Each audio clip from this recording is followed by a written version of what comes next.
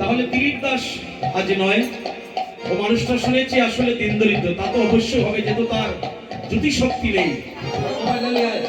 একটা গান গাইছিলাম অনেকদিন পূর্বে, আমার মনে পড়েছে। গানটার গাওয়ার সময় নাই, কারণ টিকা দিতে হবে। আমার সমর্থা বলেছে 12টার ভিতরে আপনি সমাপ্ত দিবে, এটাই ঠিক না? শুনি গানটা শুনবেন। খেবা জানে খেবা জানে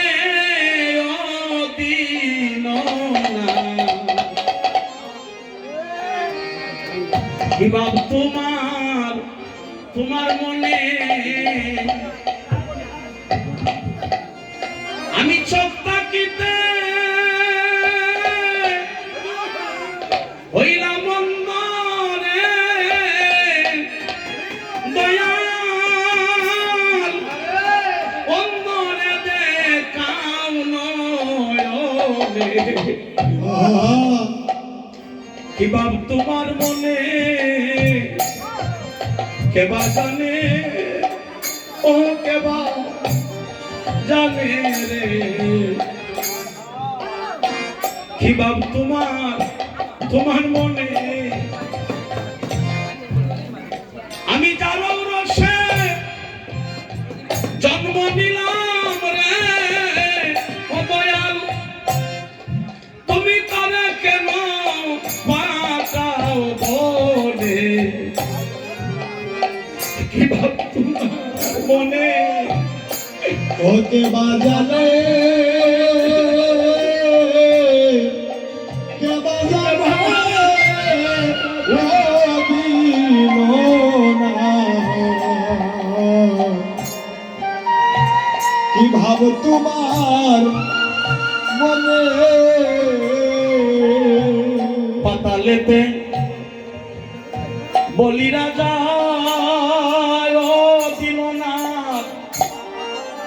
সে গেল কি কারণে,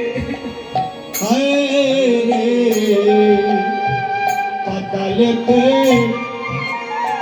বলি রাজা ও দিননা, গেল কি কারণে, পাতালেতে বলি রাজা ও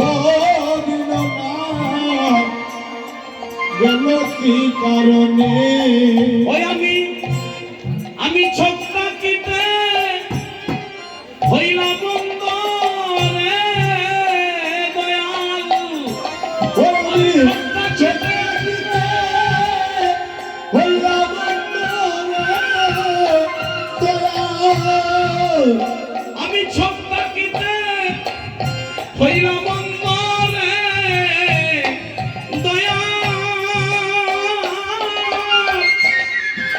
তুমি অন্ধরে দেখাও নয়নে, কি ভাব তোমার মনে, ওকে বাজানে কে বাজানে ও দিননা, কি ভাব তোমার মনে, ছেলেটা আসলে যার নয়ন নাই তার পৃথিবী নাই, শ্রবণ শক্তি বুদ্ধি জ্ঞান সবই দিয়েছে, শুধু দুটা নয়ন নাই। এটা নিশ্চয়ই তার কোনো কারণ আছে। এই জন্যই বলা হয় মা কলির যুগে তোমার নয়ন দিয়ে তুমি ঘরে বসে থাকো না, গোবিন্দ দর্শন করো, সাধু দর্শন করো, নয়ন পবিত্র হবে, পরজন্ম আরো সুন্দর নয়ন পাবে। আর কর্ণ দিয়া বাজে কথা না শুনিয়া তুমি কৃষ্ণ কথা শ্রবণ করো, তোমার কর্ণ পবিত্র হবে। এই দুটো হাত সদায় পবিত্র সবাই লাগাও, দুটা হাত পবিত্র থাকবে। আর দুটা পা দিয়া আজ এই কাবারিপাড়া হরিনাম সংকীর্তনে তুমি চলে যাও, ঘরে বসে থেকো না, তোমার দুটা চরণ শুদ্ধ হয়ে যাবে। আর যদি এর মধ্যে একটা জিনিস তুমি বাকি রাখো, তাহলে এই জন্মের পরে তোমার নাও দিতে পারি। আজকেই মৃদঙ্গ বাদক আমি গরিব বলবো না, সে সুখী, যেহেতু হরিনাম সংকীর্তনে স্থান পেয়েছে, সে কৃষ্ণগণের তরি, যদি অর্থ নাই হরিবল। যারা এই অর্থ দিয়ে তাকে সাহায্য করেছেন আমি তাদের কাছে চিরঋণী, কারণ এই সমস্ত মানুষকে সাহায্য করা আমাদের কর্তব্য। আসতে অর্থ অনর্থের মূল, অর্থে মানুষকে দেয় কোন, আবার যদি কেউ সদুদ্দেশ্যে অর্থ ব্যয় করে সেই অর্থে পরমার্থে যাওয়ার সন্ধানের পথ পরিষ্কার হয়ে যায়। তোমাকে এখানে ভক্তরা অনেক টাকা দিয়ে সাহায্য করেছে, তুমি তাদের জন্য আশীর্বাদ করো। মাইক্রোফোনটা হাতে নিয়ে দুইটা কথা বলো। জয় রাধে। ভক্তবৃন্দ, আপনারা আমাকে কৃপা করবেন। আমি জন্মান্তরে আপনাদের কাছে আমি চিরকৃত ঋণী। আপনাকে আমাদের ক্ষমা করে দিবেন। ভক্তগণ, আপনারা জন্য আমি আশীর্বাদ করি, আপনারা জন্মে জন্মে যেন কৃষ্ণ ভক্ত হয়ে যেন জন্ম নেন। যাই বলেছি সুন্দর না? এই কথাটা বলার তো বেদা লাগবে, তাহলে জ্ঞান ভক্তি সবই আছে, শুধু দুটো নয়ন নাই। এটাই তো অপরাধের কারণে হয়। আজকে আমি নয়ন দিয়ে দেখতে পাচ্ছি, কিন্তু যদি নয়ন দিয়ে আমি প্রভুকে দর্শন করি না, ঠাকুর ঘরে যাই না, কৃষ্ণ ভজনে যাই না, এই জন্মের পরে তো আমার দুটো নয়ন প্রভু নাও দিতে পারে। যদি বলে তোমার আগের জন্মে দিয়েছিলাম, কিন্তু দুটা নয়ন দিয়ে তুমি কোনোদিন আমাকে দর্শন করো নাই, তাই এই জন্মে তোমাকে যদি শক্তি দিলাম না। যদি আমি শ্রবণ শক্তি থাকা শক্তি হরিনাম কৃষ্ণ কথা শুনি না, এই জন্মের পরে আমি শ্রবণ শক্তি নাও পেতে পারি। যদি দুটা পাও দিয়ে আমি সাধুর সঙ্গে যাই না, এই জন্মের পর আমি নাও পেতে পারি। তাই আজ বৈষ্ণবগণকে বরণ করে কর্মকর্তা যিনি ভিতরে আসুন, আপনার স্ত্রী পুত্র সকলকে নিয়ে বৈষ্ণবগণকে কীর্তনীকে বরণ করিয়া আপনি আপনার সংকল্প করে সকলের চরণে আপনার হরিনাম যজ্ঞের দায়িত্ব আপনি সমর্পণ করুন। হরি বল। জয় জয় নব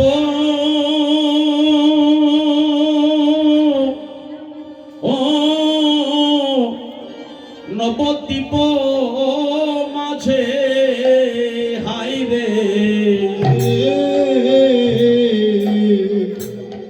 জয় জয় নব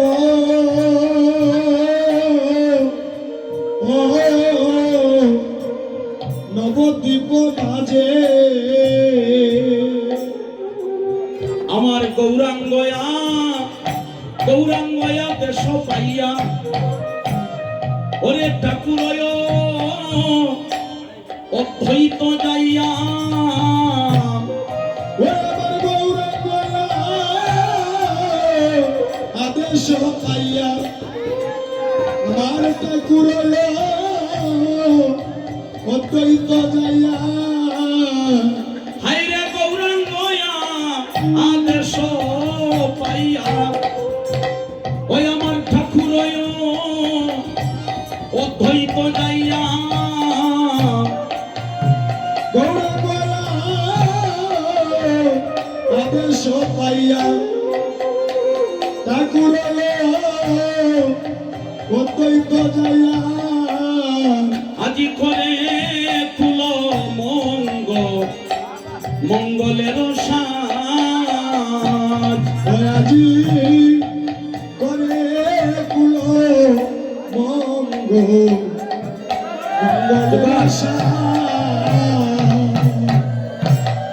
আমার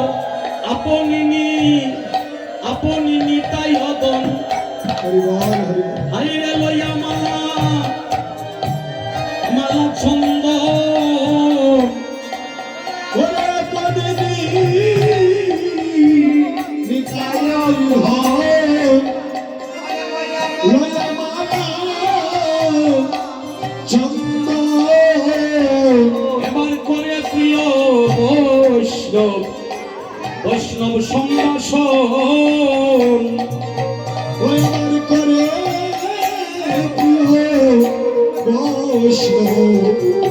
বৈষ্ণব সম্ভাষণ সমর্থা কই আছে?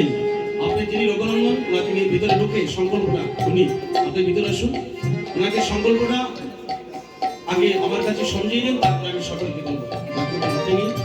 আপনাদের উদ্দেশ্য কি, কিভাবে এই মহামিলন ক্ষেত্র আপনি তৈরি করেছেন, তার কি কারণ, আপনি মাইক্রোফোন হাতে নিয়ে আমার সঙ্গে